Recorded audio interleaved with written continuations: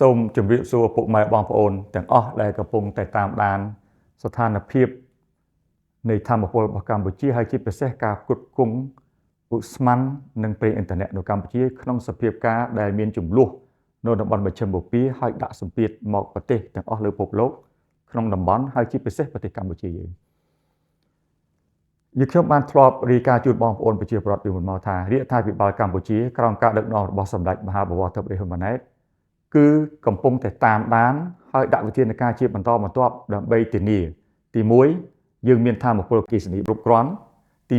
2ខិតខំចូលរួមចំណែកអស់លទ្ធភាពដើម្បីបន្ធូរបន្ថយតម្លៃប្រេងឥន្ធនៈនិងឧស្ម័នឥន្ធនៈនេះដើម្បីកាត់បន្ថយផលប៉ះពាល់ឲ្យបានជាអតិបរមាជូនដល់បងប្អូនប្រជាពលរដ្ឋនិងសេដ្ឋកិច្ចកម្ពុជាហើយខ្ញុំក៏បានជម្រាបជូនពីខាងដើមថានៅពេលដែលសភាពការមកដល់ពីដំណាក់មួយទៅដំណាក់មួយរាជរដ្ឋាភិបាលកម្ពុជាមានសេចក្តីក្លាហានគ្រប់គ្រាន់ដើម្បីនឹងយកការពិតមកជម្រាបជូនបងប្អូនប្រជាពលរដ្ឋដោយគ្មានការលាក់បាំងអីទេវិធានការ2ត្រូវបានធ្វើរួចហើយទី1គឺអគ្គិសនីកម្ពុជាដែលជាជំទល់ដ៏រឹងមាំរបស់វិស័យធម្មពលរបស់យើងត្រូវឈរជើងរឹងមាំមានន័យថាការផ្គប់ផ្គង់មិនខ្វះហើយថ្លៃមិនឲ្យឡើងទោះបីជាអគ្គិសនីកម្ពុជាត្រូវរងសម្ពាធថ្លៃមានន័យថាថ្លៃដើមនៃការផលិតបានកើនឡើងយ៉ាងណាក៏ដោយរាជរដ្ឋាភិបាលកម្ពុជាតាមការបញ្ជារបស់សម្ដេចមហាបវរធិបតីហ៊ុនម៉ាណែតគឺឲ្យអគ្គិសនីកម្ពុជាផ្គត់ផ្គង់ដដែលថ្លៃដដែលហើយមិនឡើងថ្លៃបញ្ហានេះបាននឹងកំពុងអនុវត្តរួចហើយបញ្ហាទី2នៅក្នុងស្លាបនៃការផ្គត់ផ្គង់ប្រេងឥន្ធនៈនិងឧស្ម័នឥន្ធនៈវិធានការ2ត្រូវបានដាក់វិធានការទី1គឺធ្វើម៉េចខិតខំដើម្បីឲ្យមានប្រភពយើងនៅតែអាចនាំចូលឧស្ម័ននិងប្រេងឥន្ធនៈដើម្បីបម្រើសេដ្ឋកិច្ចនិងសង្គមកម្ពុជាពិតហើយក្នុងសភាពការដ៏លំបាកនេះគឺបើប្រៀបធៀបជាមួយនឹងមុនវិបត្តិប្រទេសកម្ពុជាយើងក៏ដូចជាប្រទេសនានាក្នុងពិភពលោកមានការលំបាកក្នុងការទទួលបាននូវបរិមាណដែលខ្លួនចង់បានមិនថាប្រេងសាំងមិនថាប្រេងម៉ាស៊ុតមិនថាប្រេងចក្រយន្តហោះឬមួយក៏ឧស្ម័ន LPG នោះទេកម្ពុជាយើងដោយសារការប្រឹងប្រែងជាបន្តបន្ទាប់ក្នុងការធ្វើកិច្ចការជាមួយក្រុមហ៊ុននាំចូលប្រេងឥន្ធនៈនិងឧស្ម័នឥន្ធនៈរបស់កម្ពុជាឧទាហរណ៍ដូចជាក្រុមហ៊ុនអាមេរិក Caltex ដូចជាក្រុមហ៊ុនបារាំង Total ហើយនឹងដៃគូដទៃទៀតទាំងក្នុងនិងក្រៅប្រទេសគឺមកទល់ពេលនេះថ្មីត្បិតតែមានការតានតឹងជាងមុនចំនួននៅមជ្ឈិមបូព៌ាប៉ុន្តែកម្ពុជាយើងនៅតែមានប្រេងឥន្ធនៈគ្រប់ប្រភេទដើម្បីផ្គត់ផ្គង់សេដ្ឋកិច្ចយើងដូច្នេះបញ្ហានេះគឺបានធ្វើមួយកម្រិតដោយសាររដ្ឋាភិបាលកំពុងតែធ្វើការមានន័យថាក្រសួងរាយរដ្ឋាភិបាលក្រសួងពាណិជ្ជកម្មក្រសួងសេដ្ឋកិច្ចនិងហិរញ្ញវត្ថុដែលជាសេនាធិការរបស់រាជរដ្ឋាភិបាលធ្វើកិច្ចការទាំងយប់និងថ្ងៃដើម្បីធានាប្រភពកុំឲ្យវាអត់មានចូលក្នុងប្រទេសយើងបញ្ហាថ្លៃរាជរដ្ឋាភិបាលបានបន្តដាក់វិធានការដកពន្ធនិងអាករគ្រប់ប្រភេទទាំងអស់ដើម្បីទី1សម្រួលកុំឲ្យថ្លៃបុកទៅរកប្រជាពលរដ្ឋ 100% អញ្ចឹងរដ្ឋាភិបាលបានកាត់ពន្ធកាត់អាករជាច្រើនប្រភេទដើម្បីធ្វើឲ្យថ្លៃនេះមានផលប៉ះពាល់តិចបំផុតតាមតែអាចធ្វើទៅបានដល់បងប្អូនប្រជាពលរដ្ឋនិងក៏កំពុងតែបានអនុវត្តហើយ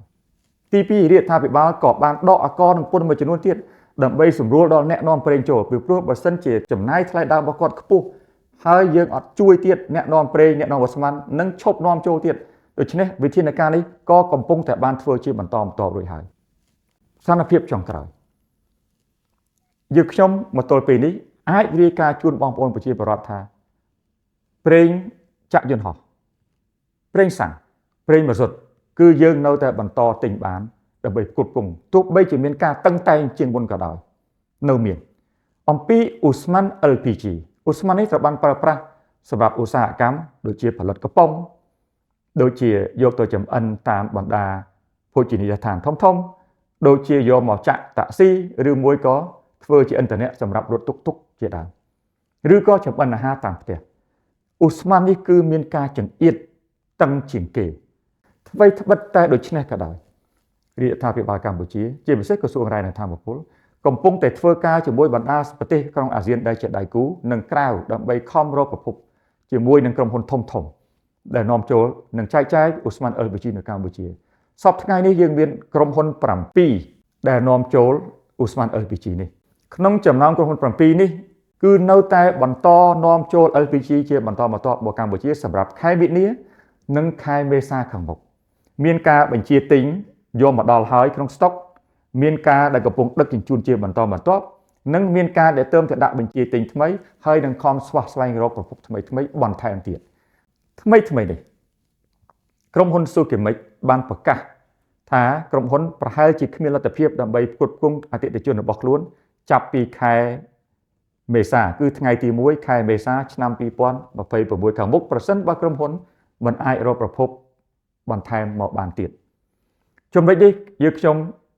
ក៏កំពុងតែតាមដានការវិវត្តនេះដែរប៉ុន្តែសូមជម្រាបជូនបងប្អូនប្រជាពលរដ្ឋថាក្រុមហ៊ុន Sukimic ជាក្រុមហ៊ុនមួយក្នុងចំណោមក្រុមហ៊ុនទាំង7ហើយក្រុមហ៊ុន Sukimic ផ្គត់ផ្គង់ទីផ្សារអូស្មန် LPG នេះប្រមាណតែ3%ប៉ុណ្ណោះនៅក្នុងទីផ្សារសរុបដូច្នេះមានន័យថាប្រសិនបើក្រុមហ៊ុន Sukimic មិនអាចផ្គត់ផ្គង់ចាប់ពីខែ4ទៅហើយមិនអាចរកប្រភពបន្ថែមយើងក៏នៅមានប្រភពមួយចំនួនធំទៀតដែលយើងអាចផ្គត់ផ្គង់ជូនប្រទេសយើងបានសូមបងប្អូនកុំទាន់ឲ្យមានការព្រួយបារម្ភភ័យស្លន់ស្លោនៅក្នុងស្ថានភាពនេះយើងខ្ញុំសូមអំពាវនាវឲ្យមានការចូលរួមទាំងអស់គ្នាក្នុងការជួយប្រើប្រាស់និងសន្សំសំចៃប្រេងឥន្ធនៈគ្រប់ប្រភេទហើយជាពិសេសអូស្មန် LPG នេះតែម្ដងតើយើងអាចជួយយ៉ាងម៉េចបានឧទាហរណ៍តាមលំនៅឋានមួយចំនួនដែលយើងប្រើ LPG យើងអាចដូរមកជាការប្រើប្រាស់ចង្ក្រានអគ្គិសនីបានយើងខ្ញុំសូមសំណូមពរឲ្យបងប្អូនពិចារណាជួយទិញចង្ក្រានអគ្គិសនីប្រើអគ្គិសនីរបស់យើងដែលអត់ឡើងថ្លៃហើយជួយសន្សំអូស្មန် LPG ឲ្យសង្គមអញ្ចឹងប្រសិនបើយើងធ្វើដូច្នេះបានឧស្សាហកម្មមួយចំនួនធ្វើដូច្នេះបានគឺយើងអាចទុកអូស្មန်នេះ LPG ដែលលំបាកនេះយកទៅឲ្យបងប្អូនរត់តាក់ស៊ីបងប្អូនរត់តុកហើយបងប្អូនតាមភោជនីយដ្ឋានធំដែលគាត់អត់អាចទៅកែអីក្រៅពីប្រើហ្គាសដើម្បីចម្អិនអាហារទេចូលរួមទាំងអស់គ្នាដើម្បីឆ្លងការលំបាកប៉ុន្តែក៏មិនត្រូវមានការភ័យខ្លាចរហូតទៅដល់ស្លន់ស្លោដែរដោយសារតែយើងនៅតែបន្តនាំអូស្មန် LPG ជាបន្តតាមរយៈក្រុមហ៊ុនផ្សេងបញ្ហាអគ្គិសនីក៏ដូចគ្នាអ្វីត្បិតតែអគ្គិសនីរបស់កម្ពុជាយើងមានគ្រប់គ្រាន់ថ្លៃយើងមិនឡើង